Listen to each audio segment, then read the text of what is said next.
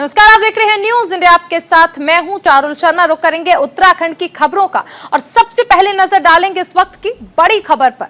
उत्तराखंड में वोटिंग के दिन चुनाव आचार संहिता की जमकर उड़ी धज्जियां।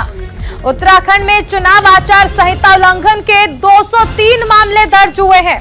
सबसे अधिक 51 मामले देहरादून में दर्ज किए गए हैं।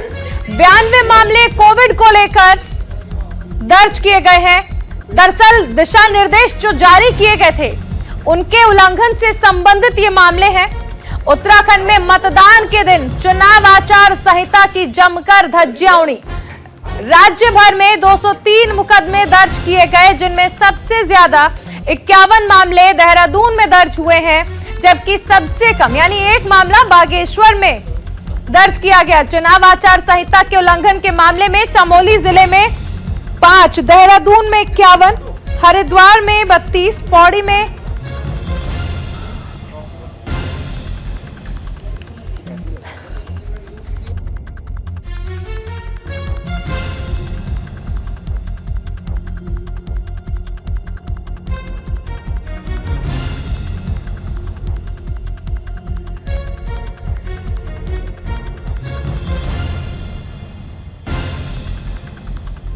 उत्तराखंड में चुनाव हुआ है और ऐसे में यहां पर लगातार आचार संहिता का उल्लंघन देखने को मिला, जिसके बाद 203 मामले दर्ज किए गए हैं।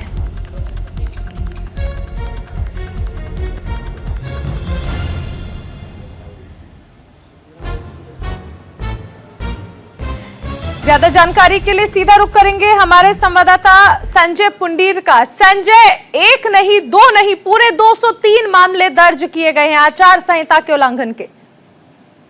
देखिए सर, निश्चित तौर पर कल उत्तराखंड की 70 विधानसभाओं पर चुनाव संपन्न हो गया है।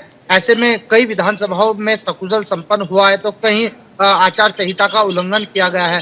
आपने देखा है कि बीते 8 दिसंबर को 3 बजे लगभग 8 जो आचार संहिता है वो लागू कर दी गई थी और चुनाव आयोग की गाइडलाइन भी लागू कर दी गई थी। लेकिन इसके चलते जैसे ही कल चुनाव हुआ तो कई जगह ऐसी है जहां पर लोगों ने उल्लंघन किया, हालांकि कोविड प्रोटोकॉल है जो उसका भी पालन नहीं किया है। तो ऐसे में सैकड़ों मुकदमे दर्ज हुए हैं और अब इसमें पुलिस प्रशासन आगे की कार्रवाई की जाएगी। जी चारुल। संजय, ये भी जानना चाहेंगे आपसे कि इन तमाम मामलों के बाद अब आगे क्या एक्शन लिया जाएगा, क्योंकि हम देख रहे हैं कि सबसे ज्यादा मामले देहरादून में दर्ज किए गए हैं। एक तरह से आप ये मान लीजिए कि राजधानी में ये आलम है तो बाकी जगह पर क्या ही आलम होगा, हालांकि सबसे कम मामले बागेश्वर में दर्ज किए गए। देखिए, निश्चित तौर पर चारुल, देहरादून राजधानी है और यहाँ पे सुबह से ही जो प्रशासन था वो पूरी तरह मुस्तैदी के साथ चुनाव की गाइडलाइन का पालन करवाने में लगा हुआ था। हालांकि जो उत्तराखंड की 70 विधानसभा है, सुबह 8 बजे से ही जो चुनाव की प्रक्रिया थी, मतगणना की प्रक्रिया थी वो शुरू हो गई थी। लेकिन देहरादून में जिस तरह से लोगों ने नियमों का पालन नहीं किया है, हालांकि सबसे ज्यादा मामले देखने को मिले हैं कि लोग लापरवाही करते दिखाई दिए हैं, तो ऐसे में चुनाव आयोग ने उन पर बड़ी कार्रवाई की है और अब उन मामलों की गहनता से जांच की जा रही है, उसके बाद ही आगे की कार्रवाई की जाएगी। जी चारुल। बिल्कुल संजय, आप नजर बनाए रखें, बने रहिए, आगे भी आपसे जानकारी लेंगे। एक और बड़ी खबर आपको बता दें, उत्तराखंड में विधानसभा चुनाव के बाद बीजेपी में गुटबाजी शुरू हो गई है। बीजेपी नेता संजय गुप्ता ने प्रदेश अध्यक्ष मदन कौशिक पर बड़ा आरोप लगाया है। मदन कौशिक पर पार्टी विरोधी गतिविधियों में शामिल होने का आरोप लगा है। मदन कौशिक को बीजेपी से निकालने की संजय गुप्ता ने मांग की है। उत्तराखंड में विधानसभा चुनाव के बाद अब राजनीतिक दलों में आपसी गुटबाजी खुलकर सामने आई है। बीजेपी विधायक संजय गुप्ता ने पार्टी के प्रदेश अध्यक्ष मदन कौशिक पर पार्टी विरोधी गतिविधियों में शामिल होने का आरोप लगाया है। विधायक संजय गुप्ता ने प्रदेश अध्यक्ष मदन कौशिक को पार्टी से निकालने की मांग की है। बता दें कि हरिद्वार जिले के लक्सर विधानसभा सीट से विधायक संजय गुप्ता अपनी ही पार्टी के प्रदेश अध्यक्ष मदन कौशिक से काफी नाराज हैं। विधायक संजय गुप्ता ने कहा कि बीजेपी प्रदेश अध्यक्ष मदन कौशिक ने विधानसभा चुनाव में अपनी ही पार्टी के विधायकों के खिलाफ कार्य किया है।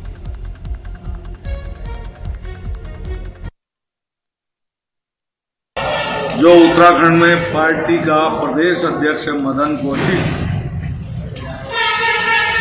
वो उन्होंने कई सीटों पर प्रत्याशियों को हराने का काम किया है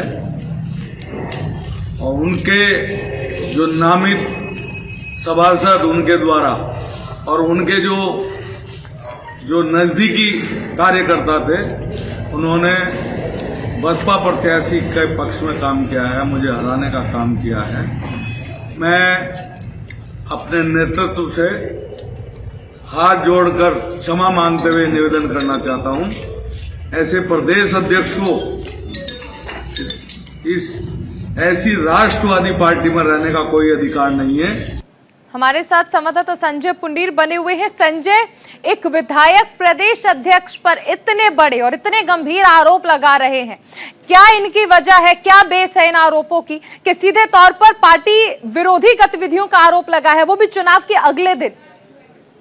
देखिए चारों, निश्चित तौर पर अब 2022 के विधानसभा चुनाव है वो संपन्न हो गए हैं, लेकिन भारतीय जनता पार्टी यानी सत्तारूढ़ पार्टी के अपने ही एमएलए अपने प्रदेश अध्यक्ष पर एक बड़ा गंभीर आरोप लगाया है। उन्होंने उन्हें गद्दार भी कहा है और कहा है कि जिस तरह से चुनाव में दूसरी पार्टियों के साथ मुझे हराने का काम किया है। हालांकि उनका सीधा सीधा आरोप है कि जो बसपा के प्रत्याशी हैं उनके साथ कहीं ना उनकी मिलीजुली कर मेलजोल कर मुझे हराने का काम कर रहे हैं। और साहब ये भी कहा जा सकता है कि जो संजय गुप्ता है वो कहीं ना कहीं अपनी हार के डर से भी ये बयान दे सकते हैं, लेकिन जिस तरह से ये आरोप लगाया है ये एक बड़ा गंभीर आरोप है। हालांकि इन्होंने यह भी कहा है कि पार्टी को मदन कौशिक यानी प्रदेश अध्यक्ष को बाहर का रास्ता दिखा देना चाहिए, इस तरह की इन्होंने मांग की है। अब देखने वाली बात होगी किस तरह से भारतीय जनता पार्टी के जो आला कमान है वो किस तरह से प्रदेश अध्यक्ष मदन कौशिक पर एक्शन लेते हैं और किस तरह से आगे की कार्यवाही करते हैं। जी संजय, उम्मीदें आ रही थी कि उत्तराखंड जो एक शांत प्रदेश है वहां पर चुनाव के बाद कुछ अच्छी खबरें आएंगी, कम से कम राजनीतिक ये जो गतिविधियां चल रही हैं, ये आरोप प्रत्यारोप, इन पर विराम लगने की उम्मीद थी, लेकिन उम्मीदें तमाम धूमिल हो चुकी हैं और यहाँ पर अब एक नया बवंडर देखने को मिल रहा है, जहां एक विधायक पार्टी के जो प्रदेश अध्यक्ष हैं उन्हें कटघरे में खड़ा कर रहा है। बिल्कुल चारुल, मदन कौशिक हरिद्वार सीट से प्रत्याशी भी थे। हालांकि इनका जो मुकाबला था वो कहीं ना कहीं कांग्रेस के प्रत्याशी सतपाल ब्रह्मचारी से था, लेकिन इसी बीच जिस तरह से कल विधानसभा चुनाव संपन्न हुए तो कहीं ना कहीं आपसी जो पार्टी के अंदर की कलह है वो बाहर निकल के आई है और अपने बयान में उन्होंने कहा है कि मुझे हराने का काम किया है। और जिस तरह से इन्होंने गंभीर आरोप भी लगाया है, उन्हें गद्दार भी कहा है और इनकी मांग है कि मदन कौशिक को लगातार ही ऐसी गतिविधियां दिखी है, क्योंकि चुनाव प्रचार के दौरान उन्होंने कई ऐसे कैंडिडेट भी अपने प्रत्याशी भी ऐसे खड़े किए हैं जिससे सीधा नुकसान जो संजय गुप्ता है उन्हें पहुंचा है। और हालांकि जो आंकड़े आएंगे वो 10 मार्च को साफ होगा कि किस तरह से कौन हारता है और कौन जीतता है, लेकिन कहीं ना कहीं ये गंभीर आरोप है। अभी पार्टी आला कमान से किस तरह का रिएक्शन आता है और किस तरह से आगे की कार्रवाई की जाएगी। जी बिल्कुल संजय, आप नजर बनाए रखें, आगे भी आपसे जानकारी लेंगे। उत्तराखंड विधानसभा चुनाव में कांग्रेस को जीत का भरोसा है और अभी से जश्न मनाने लगी है उत्तराखंड कांग्रेस। बड़ी खबर आपको बता रहे हैं, उत्तराखंड विधानसभा चुनाव में कांग्रेस अपनी जीत को लेकर पूरी तरह आश्वस्त नजर आ रही है और यहां आप देख सकते हैं कि कांग्रेस कार्यकर्ता जश्न मना रहे हैं। कांग्रेस के मीडिया प्रभारी ने कहा कि सरकार बनने पर पूरे करेंगे वादे, उत्तराखंड की जनता को महंगाई से राहत भी देंगे। राजीव महर्षि उत्तराखंड में विधानसभा चुनाव खत्म होने के बाद सरकार बनाने को लेकर कांग्रेस अभी से उत्साहित नजर आ रही है। कांग्रेस प्रदेश मुख्यालय में जश्न का माहौल शुरू हो गया है। कांग्रेसी लगातार दावा कर रहे हैं कि इस बार जनता ने उनको अपना समर्थन दिया है और प्रदेश में उनकी सरकार बनेगी। कांग्रेस के प्रदेश मीडिया प्रभारी राजीव महर्षि ने कहा कि मतदान के दौरान जनता का जो रुझान दिखा उससे ये साफ हो गया है कि उत्तराखंड की जनता ने अपना फैसला सुना दिया है। आगामी 10 मार्च को उसकी औपचारिक घोषणा होनी अभी बाकी है। राजीव महर्षि ने दावा किया कि प्रदेश में कांग्रेस की सरकार बनते ही महंगाई से त्रस्त जनता को राहत दी जाएगी। मैं उत्तराखंड की जागरूक जनता का भारी मतदान करने के लिए हृदय से आभार प्रकट करता हूं और साथ ही में जो इसने इस प्रदेश की जनता ने कांग्रेस पार्टी की तरफ प्रदर्शित किया है उसके लिए भी मैं व्यक्तिगत रूप से और कांग्रेस पार्टी की ओर से नतमस्तक हूं। कांग्रेस ने बदलाव को देखते हुए 4 धाम 4 काम का जो संकल्प लिया है उसको पार्टी 10 मार्च को संजय पुनीर हमारे साथ बने हुए हैं। संजय, जिस तरह की तस्वीरें हम देख रहे हैं, कॉन्फिडेंस और ओवर कॉन्फिडेंस में सिर्फ एक लाइन का ही फर्क होता है, हम जीत सकते हैं, हम जीतेंगे। इस बात में आप देख रहे हैं कि अभी सिर्फ वोटिंग हुई है लेकिन जश्न मनाने की शुरुआत हो चुकी है। देखिए चारुल, सभी पार्टियों ने उत्तराखंड वासियों से अलग अलग वायदे किए हैं और उन वादों में यह भी दावा किया है कि उत्तराखंड की सत्ता की चाबी इस बार उनके हाथों में है। लेकिन कांग्रेस पार्टी के प्रदेश कार्यालय पर जिस तरह जश्न का माहौल है, हालांकि 10 मार्च को नतीजे आने हैं, उससे पहले ही जश्न का माहौल है और इन्होंने कहा है कि इस बार उत्तराखंड में उनकी सरकार आ रही है। और तस्वीरों में आप साफ देख सकते हैं किस तरह से ढोल नगाड़ों के साथ नाच कूद किया जा रहा है और एक दूसरे को मिठाई भी खिलाई जा रही है। तो साफ कहा जा सकता है कि जीत से पहले ही जश्न मनाया जा रहा है। हालांकि जिस तरह इन्होंने कहा है कि इस बार उत्तराखंड की जनता का उन्हें भरपूर प्यार मिला है, लेकिन ये तो आने वाला वक्त ही बताएगा कि नतीजा किसके हक में जाएगा। जी चारुल। संजय, अगर हम बात कर लें तो देखिए, अगर हम कल के चुनावों पर नजर डालें तो यहाँ कांग्रेस जो जिस तरह हम देख रहे हैं कि जश्न मना रही है, एक वजह मानी जा रही है कि शायद कांग्रेस को ये उम्मीद है कि मिथक जो है वो बरकरार रहेगा और बीजेपी की गवर्नमेंट क्योंकि अभी है तो उसके बाद शायद कांग्रेस को मौका मिलेगा। लेकिन आम आदमी पार्टी के आने के बाद ये मुकाबला त्रिकोणीय हो गया था।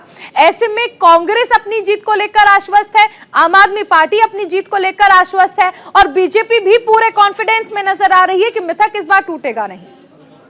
देखिए चारुल, उत्तराखंड का इतिहास रहा है 21 सालों की राजनीतिक में, एक बार कांग्रेस एक बार भारतीय जनता पार्टी रही है, लेकिन इस बार जो आम आदमी पार्टी भी कहीं ना कहीं अपनी उत्तराखंड में राजनीतिक जमीन तलाश रही है और 70 की 70 विधानसभाओं पर अपने उन्होंने प्रत्याशी उतारे हैं। हालांकि जो दो पार्टी थी, भारतीय जनता पार्टी और कांग्रेस, लेकिन इस बार त्रिकोणीय मुकाबला है क्योंकि कहीं ना कहीं आम आदमी पार्टी भी अपने दमखम के साथ लड़ रही है और किस पार्टी को ये फायदा पहुंचाती है और किस को नुकसान पहुंचाती है ये तो आने वाला वक्त ही बताएगा। लेकिन कहीं ना कहीं जिस तरह से तस्वीरों में साफ देखा जा सकता है कि जो कांग्रेस का प्रदेश कार्यालय है वहां पर ढोल नगाड़ों के साथ एक जश्न का माहौल है। ऐसे में कहीं ना कहीं कांग्रेस को ये अंदाजा हो चुका है कि जो उनका मिथक है वो बरकरार रहेगा। हालांकि तमाम जो उत्तराखंड में राजनीतिक दल आए हैं और लगातार आपने देखा है कि प्रचार के दौरान जो बड़े चेहरे भी आए हैं उन्होंने भी कहीं ना कहीं जनता से अलग अलग वायदे किए हैं। और आपने देखा है कि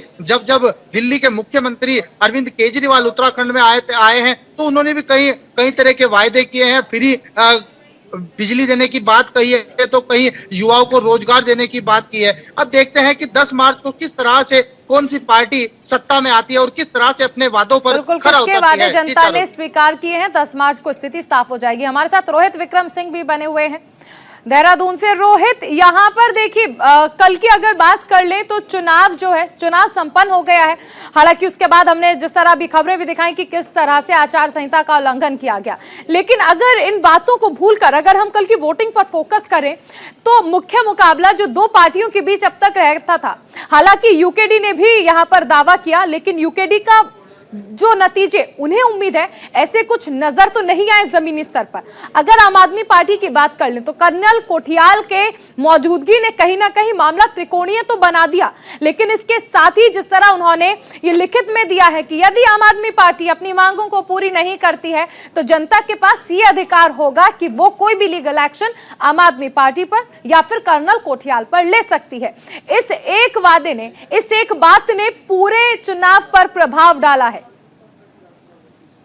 चारुल, जहां अगर आम आदमी पार्टी की बात करें तो उसके एक एफिडेविट पे जो कर्नल कोठियाल है जो आम आदमी पार्टी की तरफ से मुख्यमंत्री है, उन्होंने एफिडेविट में बाकायदा शपथ पत्र दिया है कि अगर आम आदमी पार्टी की सरकार प्रदेश में अस्तित्व में आती है तो जो ये तमाम वायदे अपने चुनावी मैनिफेस्टो में किए हैं, और चाहे वो 300 यूनिट मुफ्त बिजली की बात हो, बेरोजगार युवाओं को रोजगार देने की बात हो, उनको बेरोजगारी भत्ता देने की बात हो, 18 वर्ष से ऊपर की महिलाओं को 1000 रुपये मानदेय देने की बात हो, मुफ्त तीर्थ यात्रा बुजुर्गों को कराने की बात हो, ऐसे बहुत सारी घोषणाएं हैं और अन्य घोषणाएं जो मैनिफेस्टो में उन्होंने मेंशन की हैं। ये तमाम घोषणाएं अगर आम आदमी पार्टी की सरकार बनती है और वो नहीं पूरा करते हैं तो जनता को पूरा अधिकार होगा उनके खिलाफ कानूनी कार्रवाई करने का। तो साफ तौर पर एक तरह से आम आदमी पार्टी ने इंश्योर किया है कि आम आदमी पार्टी की अगर सरकार बनेगी तो प्रदेश में तमाम जो विकास योजनाएं हैं, तमाम जो लंबित मसले हैं उन पर काम किया जाएगा। हालांकि ये मुद्दे जो है जनता पर असर करते हैं चूंकि आम आदमी पार्टी इस चुनावी वर्ष में लगातार सक्रिय रही है।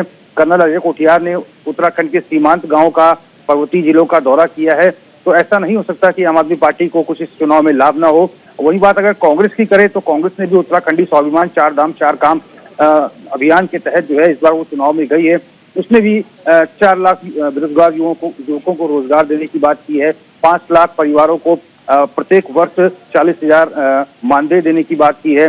गैस सिलेंडर के दाम 500 रुपए से अधिक नहीं होंगे, ये बात की है। स्वास्थ्य सुविधाओं को बेहतर करने की बात की है और तमाम बातें उसने अपने प्रतिज्ञा पत्र में कही है। भारतीय जनता पार्टी की तरफ से भी इस बात के लिए इंश्योर किया गया है कि अगर बीजेपी की सरकार दोबारा लौट के आती है तो तमाम जो ऐसे मसले हैं, जो लंबित कार्य हैं, उन पर दोबारा से त्वरित गति से काम किया जाएगा और जिन योजनाओं का शिलान्यास पीएम के द्वारा किया गया, प्रधानमंत्री के द्वारा किया गया है, उन कामों में तेजी लाई जाएगी।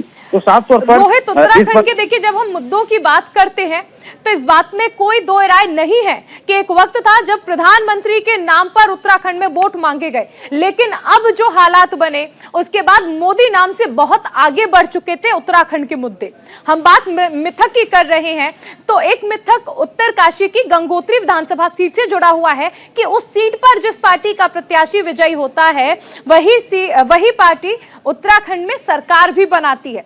अगर गंगोत्री विधानसभा सीट की बात कर ले, वहां पर आपने क्या देखा, किस तरह की वोटिंग रही, मतदाताओं में किस तरह का उत्साह था? देखिए, गंगोत्री विधानसभा क्षेत्र की बात करें तो उस सीट पर काफी मतदान हुआ है और गंगोत्री विधानसभा सीट से आम आदमी पार्टी के जो सीएम पद के चेहरे हैं कर्नल अजय कोठियार, वो चुनाव लड़ रहे हैं। और एक मिथक और है चरुण कि रानीखेत विधानसभा जो सीट है वहां से जो कोई चुनाव हारता है उस प्रत्याशी की पार्टी की कभी सरकार नहीं बनती। तो ये तमाम ऐसे मिथक हैं जो दशकों से चले आ रहे हैं। हालांकि इस बार कई मिथकों को तोड़ने की बात इस बार तमाम राजनीतिक दल कर रहे हैं। बीजेपी को पूरा उसको आभास हो रहा है कि एक बार फिर से भारतीय जनता पार्टी की सरकार बनेगी। कांग्रेस को कहीं ना कहीं कल जिस तरह से वोटिंग परसेंटेज में कुछ एक इजाफा हुआ है, हालांकि अभी भी स्ट्रांग रूम में तमाम जो ईवीएम्स हैं वो रखे गए हैं। तमाम जो पोलिंग पार्टियां थी उन्होंने देर रात तक चुनाव आयोग को अपनी मत प्रतिशत के बारे में रिपोर्ट सौंपी है। हालांकि अभी जो मत प्रतिशत है वो जो बताया जा रहा है वो 65.10% है पूरे उत्तराखंड का, लेकिन इसमें कुछ इजाफा भी हो सकता है या फिर कुछ घटोतरी भी हो सकती है। तो मत प्रतिशत पिछली बार से तो खैर कुछ बढ़ा ही है और इस बार लोगों ने बम्पर वोटिंग की है और इसी के तहत कांग्रेस को लग रहा है कि एंटी इनकम्बेंसी के चलते इस बार कांग्रेस को जनता ने भारी मात्रा में वोट दिया है, जिसके चलते बीते रोज कांग्रेस के पार्टी मुख्यालय में जमकर जश्न मनाया गया और जमकर आश्वस्त कांग्रेस के नेता दिखे कि उनकी सरकार इस बार प्रदेश में आ रही है। बिल्कुल, आप बने रहिए, आगे भी आपसे जानकारी लेंगे। उधर हरिद्वार के रानीपुर विधानसभा में मतदान के बाद हंगामा हुआ। रामधाम कॉलोनी के पोलिंग बूथ पर हंगामा देखने को मिला। विपक्षी दलों ने बीजेपी पर ईवीएम में गड़बड़ी करने का आरोप लगाया। पुलिस प्रशासन और बीजेपी के खिलाफ यहां पर नारेबाजी की गई। हरिद्वार की रानीपुर विधानसभा के रामधाम कॉलोनी के पोलिंग बूथ पर मतदान के बाद हंगामा हुआ है। विपक्षी दलों ने बीजेपी पर ईवीएम में गड़बड़ी करने का आरोप लगाया। इसके बाद बड़ी तादाद में वहां लोग जमा हो गए। इस दौरान लोगों की पुलिस के साथ झड़प हुई। पुलिस प्रशासन और बीजेपी के खिलाफ नारेबाजी की गई, जिसके बाद हालात को देखते हुए देर रात तक पुलिस को वहां पर तैनात रखा गया।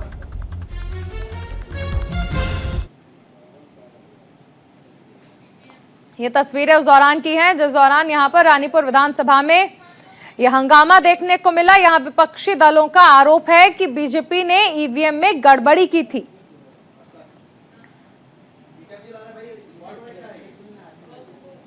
हमारे साथ संवाददाता संजय पुंडीर बने हुए हैं। संजय, चुनाव में नतीजे कुछ भी हो लेकिन उससे पहले ईवीएम जरूर बदनाम हो जाती है और ऐसी ही तस्वीरें हरिद्वार में भी सामने आई।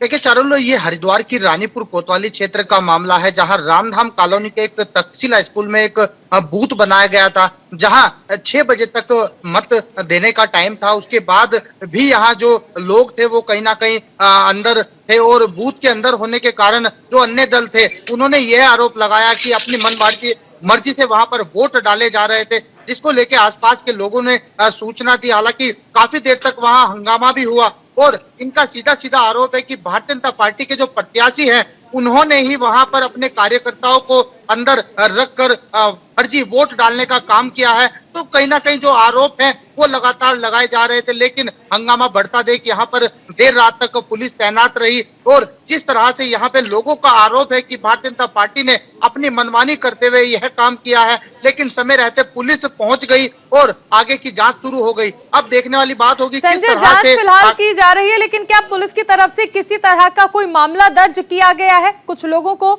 किसी तरह का कोई एफआईआर दर्ज की गई हो? देखिए, अभी इस तरह का कोई मामला सामने नहीं आया है, लेकिन जो लोग बूथ के अंदर थे, जो लोग छेड़छाड़ का आरोप लगा है, कहीं ना कहीं उनको पुलिस ने अपनी हिरासत में लिया है। हालांकि उनसे पूछताछ की जा रही है। अब देखते हैं किस तरह से कार्रवाई होती है, क्योंकि कहीं ना कहीं जो लोग अंदर थे उन्होंने पूछताछ के दौरान बताया है कि हम भारतीय जनता पार्टी के एजेंट नहीं हैं। तो कहीं ना कहीं यह अभी देखने वाली बात होगी किस तरह से आगे की कार्रवाई होती है और किस तरह से अन्य दल है वो आगे के जो कार्रवाई करने की बात कहते हैं। जी बिल्कुल, बहुत शुक्रिया संजय इस तमाम जानकारी के लिए।